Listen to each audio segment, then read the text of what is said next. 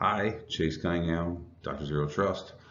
I'm going to run through some stuff that I think is a little bit groundbreaking and interesting ideas in this space that we should look at. So bear with me because this is going to be a series of things, but it's super important that we understand this. I recently published a blog and some papers on WAF needed to die, and I got lots of vitriol and honestly a whole lot of back sort of fodder about it, which is fine. That's what the internet's for, discussion. But I wanted to run through kind of the reality of what's going on there and then prove that there is a different way to do this that might be valuable for people to consider. Or don't. That's just, my opinion. Anyway, so let's run through some popular implementations of apps and things like that that are notably vulnerable. And while none of the stuff that I'm going to show you means it's an immediate, you could hack this, you could rip it to shreds, whatever, this stuff is exposed to the internet, and if you've ever run your sort of mind around how this whole process works, what's the phrase from Lincoln? If I was going to chop down a tree, I'd spend 5 hours sharpening my axe.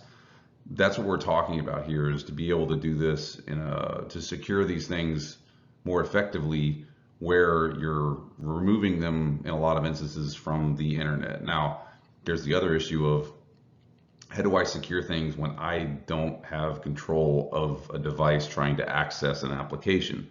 That's a problem. Typically, you put your defenses up and hope that you've got things configured correctly so that bad stuff doesn't get to you. We've seen that that doesn't work. We've seen that there are vulnerabilities and ways around that. What if we flip that script a bit and we said there's a different way to do this? And we'll run through that as well. But let's just set the stage with some of the basics on the application side of this and the things that are worth noting as far as the scale of some of this problem. And again, this is not a college course. This is not all inclusive. There's 100 different ways to skin this cat.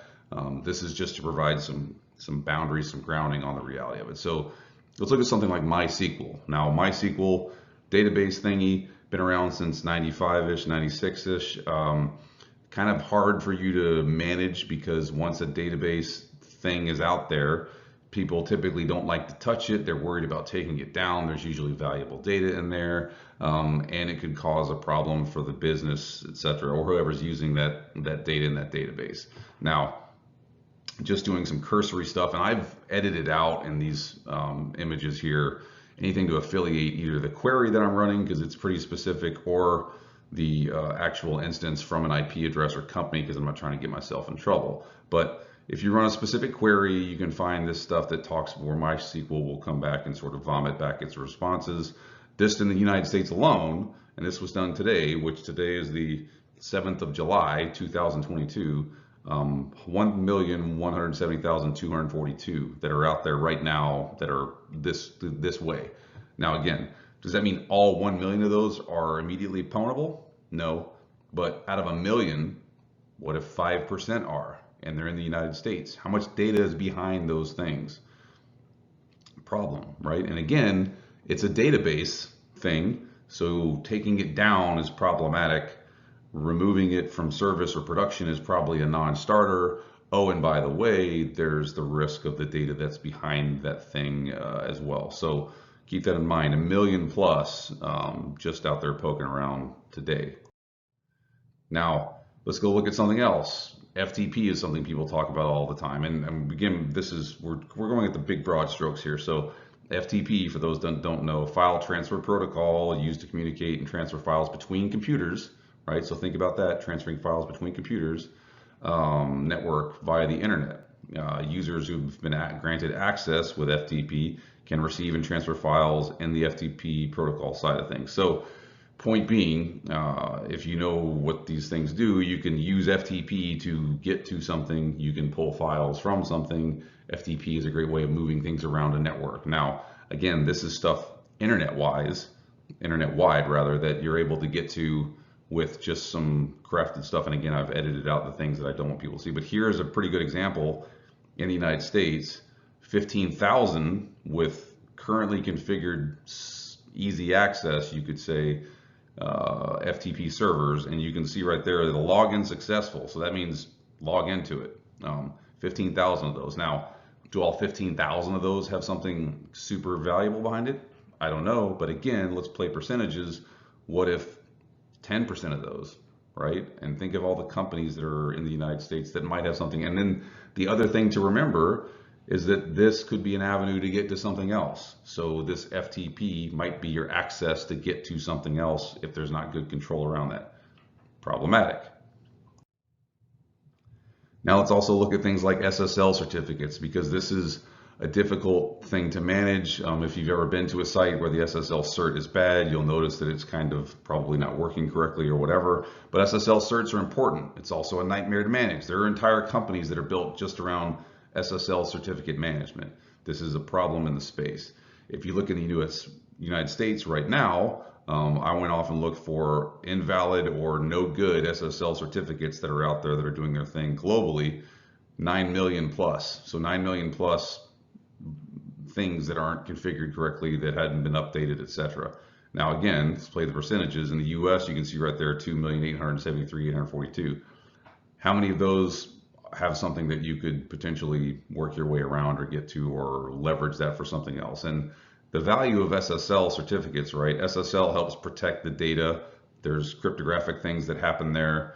SSL helps an organization affirm their identity, their presence online, so that you're not going to fake sites, those types of things.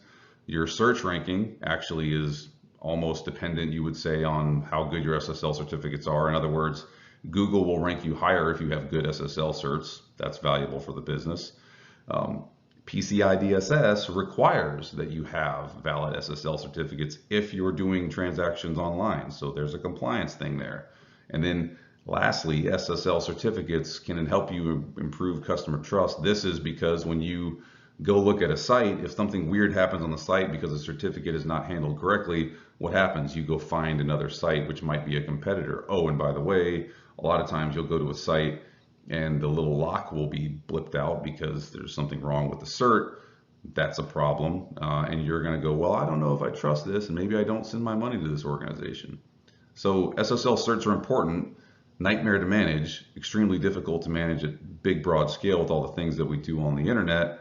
And you can see, again, we're talking millions of instances here. So there's got to be a better way to do this. And then lastly, you probably hear a lot of people talking about SSH. SSH is a pretty significant thing. I'll give you the rundown on what this is here. So SSH, Secure Shell or Secure Socket Shell, is a network protocol that gives users, particularly, now this is important, system administrators, a secure way to access a computer over an unsecured network, which is good if you're the actual admin who's supposed to be doing the work, which is bad if you're not the admin who's supposed to be getting to the thing or is getting to the thing, because that's not how you want things to work. SSH also refers to the suite of utilities that implement the protocol. SSH provides strong password authentication and PKI, as well as encrypted data communications between two computers over an open network such as the internet. So pretty valuable thing, pretty prolific, it's all over the place. Last bit here, so in addition to providing that encryption, SSH is widely used by network administrators to manage systems and applications remotely, enabling them to log into another computer over a network, execute commands, and move files from one computer to another. So SSH is good for administrators. If you've ever been an administrator, you've used the heck out of SSH. SSH is a risk or threat for folks that don't manage SSH, because if you know what you're doing, you go out there and look and you find SSH things, and you begin poking and prodding and finding logins and et cetera, I can be on the network as an administrator doing SSH stuff. Low-hanging fruit, super easy to do. You wouldn't think that it is something that still works today, but it does. And just to show you again that this is a thing, here's a screenshot from doing a couple of pokes and prods and tickling some electrons on the internet, and there's the login to set up the accounts to go off and do the SSH things. One of them is for an electric organization, which I think we would consider to be critical infrastructure, data, ICS, data, that type of thing. So the point being, there's so many different applications, there's so many different things on the internet, but there's a lot of different ways that you can poke and prod at stuff to get them to give you the responses that you would use for that reconnaissance phase to begin to find accesses. This plays into the OWASP top 10, which, application issues are prevalent, and being able to do something differently to help secure this whole chain of events would be a game changer. Now, you also should ask the question, well, don't a lot of these organizations, especially when you're talking millions of them, have web application firewalls in front of them?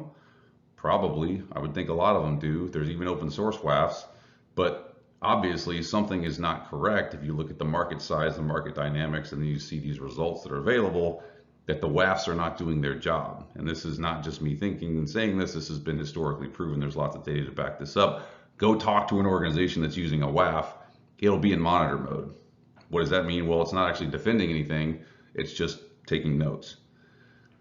There's a better way to do this. I'm going to run through scenarios where we're kind of looking at the OWASP top 10 most, I would call it bad things, or that's kind of a dumb way to say it. Let's just call it most prolific attack vectors. And then we're going to prove that if you flip the script a bit with this other approach, web application isolation, you can negate a lot of this risk and a lot of these threats. Does that mean everything all the time is 1,000,000,000% secure? Absolutely not. But what it means is that you can apply a different control, a different capability, not have to worry about device management and those types of things, and just have the apps do what they need to do and put policy that will actually take care of this. It's a different way of doing it. It's a different approach, but there's a heck of a lot of value in this. So bear with me. We're going to run through this, and we're going to show, not just tell, that this is an actual fix to the problem. ZTEdge, the simple, affordable way to move to zero trust security.